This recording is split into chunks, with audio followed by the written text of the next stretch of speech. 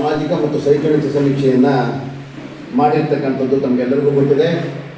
ಆ ಒಂದು ಸಮೀಕ್ಷೆಯನ್ನು ಕಾಂತರಾಜ್ ಆಯೋಗಕ್ಕೆ ಸರ್ಕಾರ ವಹಿಸಿತ್ತು. ಆ ಕಾಂತರಾಜ್ ಆಯೋಗದಲ್ಲಿ ಕೆಲಸ ಮಾಡುವಂಥ ಭಾಗ್ಯ ನನಗೂ ಸಹ ಸಿಕ್ಕಿತ್ತು. ಈ ಒಂದು ಸಮೀಕ್ಷೆಯನ್ನು ನಾವು ನಮ್ಮ ಆಯೋಗದ ವತಿಯಿಂದ ಹಾಗೂ ಎಲ್ಲರ ನೆರವಿನಿಂದ ಯಶಸ್ವಿಯಾಗಿ ಮುಗಿಸಿದ್ವಿ. ಅದರಲ್ಲಿ ಕರ್ನಾಟಕ ರಾಜ್ಯದ ಜಾತಿವಾರ ಜನಸಂಖ್ಯೆ ಅಂಕಿಅಂಶಗಳ ದತ್ತಾಂಶಗಳನ್ನು ಸಾಮಾಜಿಕ, ಶೈಕ್ಷಣಿಕ, ರಾಜಕೀಯ, ಆರ್ಥಿಕ ಸ್ಥಿತಿಗತಿಗಳನ್ನು ಬಗ್ಗೆ ಮಾಹಿತಿಯನ್ನು ಸಂಗ್ರಹಿಸಿ ಒಂದು ಬೈಬಲ್ ರೀತಿಯಲ್ಲಿ ವರದಿಯನ್ನು ತಯಾರು ಮಾಡಿದ್ವಿ. ಆ ವರದಿಯನ್ನು ತಮಗೆಲ್ಲರಿಗೂ ಗೊತ್ತಿದೆ.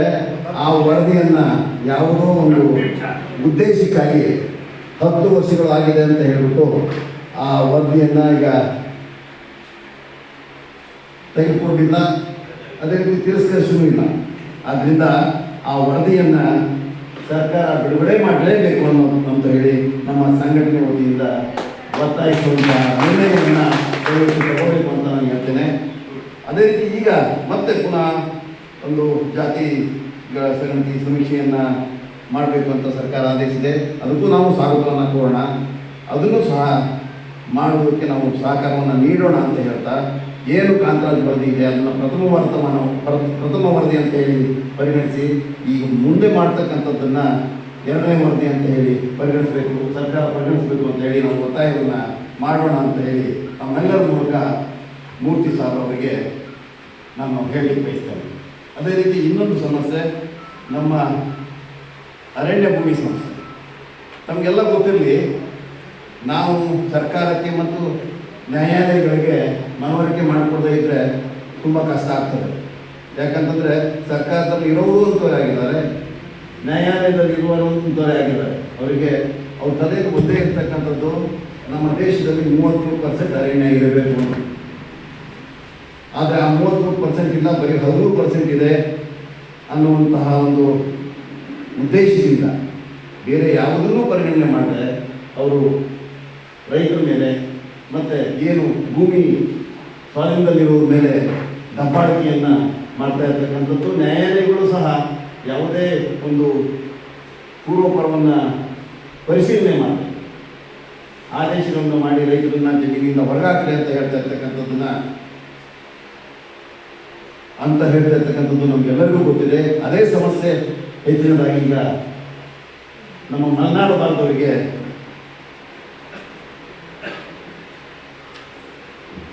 ತೊಂದರೆ ಆಗಿರ್ತಕ್ಕಂಥದ್ದು. ಆದ್ದರಿಂದ ನಾವು ಮನವರಿಕೆ ಮಾಡಬೇಕಾಗಿದೆ ಸರ್ಕಾರಕ್ಕೆ ಮತ್ತು ನ್ಯಾಯಾಲಯಗಳಿಗೆ. ಪರಿಸರ ರಕ್ಷಣೆ ಮಾಡ್ತಾ ಇರ್ತಕ್ಕಂಥವರು ರೈತರೇ ವಿನಃ ಅರಣ್ಯ ಇಲಾಖೆಯವರಲ್ಲ ಅಂತ. ಯಾಕೆ ಈ ಮಾತನ್ನು ಹೇಳ್ತಾ ಇದ್ದೀನಿ ಅಂತಂದರೆ, ನಮಗೆಲ್ಲರಿಗೂ ಗೊತ್ತಿದೆ, ಈ ರಾಜ್ಯದಲ್ಲಿ ಈಗ ಕಳೆದ ಒಂದು 20 ವರ್ಷಗಳ ಹಿಂದೆ ಅರಣ್ಯ ಇಲಾಖೆಯವರು ಏನು ಅರಣ್ಯ ಭೂಮಿಯನ್ನು ಇಲ್ಲಿ MPMಗೆ ಮತ್ತು ಇತರೆ ಉದ್ದೇಶಗಳಿಗೆ ಭೂಮಿಯನ್ನು ಕೊಟ್ಟರು. ಅವೆಲ್ಲ ಕಾಡನ್ನು ನಾಶ ಮಾಡಿ, ಸಾವಿರಾರು ಎಕರೆ ನಾಶ ಮಾಡಿ ಅದರಲ್ಲಿ ಅಕೇಶಿಯ ಮತ್ತು ನೀಲಗಿರಿಯನ್ನು ಹಾಕಿದ್ದಾರೆ. ಇದು ತಮಗೆ ಗೊತ್ತಿರಲಿ. ಈಗಲೂ ಸಹ ಹೋದರೆ ಏನು ಅವರು ರೆಸಾರ್ಟ್ ಮಾಡಿದ್ದಾರೆ, ಮತ್ತು ಕಾರ್ಗಲ್ ಕಡೆ ಎಲ್ಲ ಹೋದರೆ ಅಲ್ಲಿ ಫಾರೆಸ್ಟು ಇವನ್ನೆಲ್ಲ ಏನು ಸೆಂಚುರಿಗಳನ್ನ ಇವನ್ನೆಲ್ಲ ಮಾಡಿದ್ದಾರೆ. ಅಲ್ಲಿ ಹೋದರೆ ಬರೀ ಅಕೇಶಿಯ ಗಿಡ ಮಾತ್ರ ಕಾಣ್ತಾ ಇದೆ. ಅದು ಪರಿಸರಕ್ಕೆ ಹಾನಿನೇ ಹೊರತು ಪರಿಸರಕ್ಕೆ ಯಾವುದೇ ಪೂರಕವಾದಂಥದ್ದಲ್ಲ. ನಮಗೆಲ್ಲರಿಗೂ ಗೊತ್ತಿದೆ, ಸಾಕಷ್ಟು ಸಂಘಟನೆಗಳು ಹೋರಾಟ ಮಾಡಿದವು. ಆದ್ರೂ ಸಹ ಅವರು ಅದಕ್ಕೆ ಒಂದು ಪ್ರತ್ಯೇಕವಾದಂತಹ ಇಲಾಖೆಯನ್ನು MPM ಫಾರೆಸ್ಟ್ ಅಂತ ಹೇಳಿ ಇಲ್ಲಿ ಮಾಡಿ ಸಾವಿರಾರು ಎಕರೆ ಸರ್ ಅಕೇಶಿಯ ಮತ್ತು ನೀಲಗಿರಿ ಗಿಡಗಳು ಅದ್ರ ಕೆಳಗಡೆ ಸರ್ ಆ ಎಲೆಗಳು ಬಿದ್ದಂಥ ಸ್ಥಳದಲ್ಲಿ ಯಾವುದೇ ಪ್ರಾಣಿಗಳಾಗಲಿ ಯಾವುದೇ ಬೆಳೆಗಳಾಗಲಿ ಹುಳುಗಳು ಸಹ ಹೊರಟೋದಿಲ್ಲ ಸರ್. ಅದು ಗೊತ್ತಿರಲಿ. ಸೊ ಇದರಿಂದ ಸಹ ಪರಿಸರ ನಾಶ ಆಗ್ತಾ ಇರ್ತಕ್ಕಂಥದ್ದು. ನಮ್ಮ ರೈತರು ಈಗೇನು ಭೂಮಿಯಲ್ಲಿದ್ದಾರೆ ಅದರಲ್ಲಿ ಸರ್ ಅದರಲ್ಲಿ ಅಡಿಕೆ ತೋಟವನ್ನು ಮಾಡಿದ್ದಾರೆ, ರಬ್ಬರ್ ತೋಟ ಮಾಡಿದ್ದಾರೆ, ತೆಂಗಿನ ತೋಟ ಮಾಡಿದ್ದಾರೆ.